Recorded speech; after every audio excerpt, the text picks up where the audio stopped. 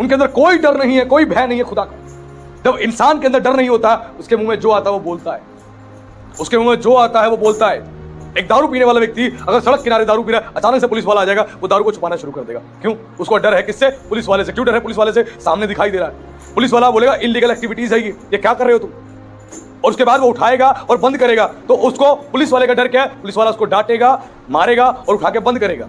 इस डर से वो दारू छुपाता है, सामने दिखाई दे रहा है, उस डर से थोड़ी देर के लिए दारू को छुपा लेगा, लेकिन फिर से उस काम को शुरू कर देगा। वैसे ही बहुत सारे मसीह लोग जो हैं चर्च में आते हैं, खुदा के वचन को सुनते हैं, लेकिन उसके बाद जो उसकी दृष्टि में ठीक नहीं है, घर जाके वही काम करते हैं, रिश्तेदारी में वही काम करते हैं। आज खुद को हमें सुधारना है। क्या जो उसकी दृष्टि में ठीक है हम उस काम को कर रहे हैं? हम नहीं कर रहे। इसकी वजह से समस्याओं में हम हैं।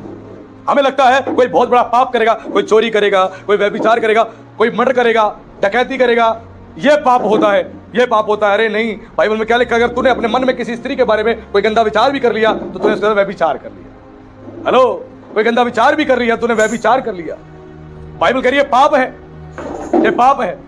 परमेश्वर ने हमारे मन के बारे में भी बोल दिया, अगर मन में हम गंदे विचार रखते तो हम पाप कर देते। अरे अपने मन से इन गंदे विचारों को खत्म करना है, गंदी बातों को खत्म करना है हमें अपने मन से। हमें अपने मन को सही करना है। परमेश्वर हमारे मन की भी चिंता करता है। इसे लिखा है तन और मन से खुदा का वचन सुनो। तन से तो सुन रहे हैं, मन से सुन रहे हैं, इसलिए मन के अंदर गंदी बातें भरी पड़ी है। किसी जवान लड़की को देखा तो मन में गंदे विचार, किसी जवान पुरुष को देखा मन में गंदे विचार, किसी हीरोइन को देख लिया टीवी पे तो देख के गंदे विचार, किसी हीरो को देख लिया तो गंदे विचार। ये गंदी बातें जो हमारे मन में उत्पन्न होती हैं, मन में आंखों से दिखाई देती है और मन में उत्पन्न होती है, इससे निकलने का एक ही तरीका है, परमेश्वर के वचन को अपने मन में अधिकाई से बसने दो। Hallelujah, hallelujah. अधिकाई से बचने दो।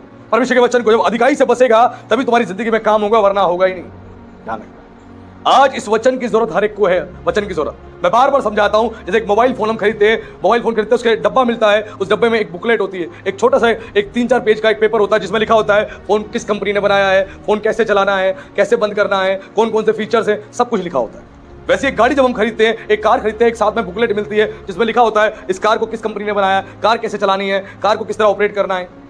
वैसे जब परमेश्वर ने हम इंसानों को बनाया तो बनाने के बाद उसने पवित्र शास्त्र हमारे हाथ में दे दिया, पवित्र बाइबल हमें दे दी, हम तक पहुंचा दी उसने, और उसने बोल दिया इसमें लिखा है कैसे तुझे जीवन जीना है, कैसे तू आशीष पाएगा, कैसे तू चंगाई पाएगा। इसको खोले और पढ़ें।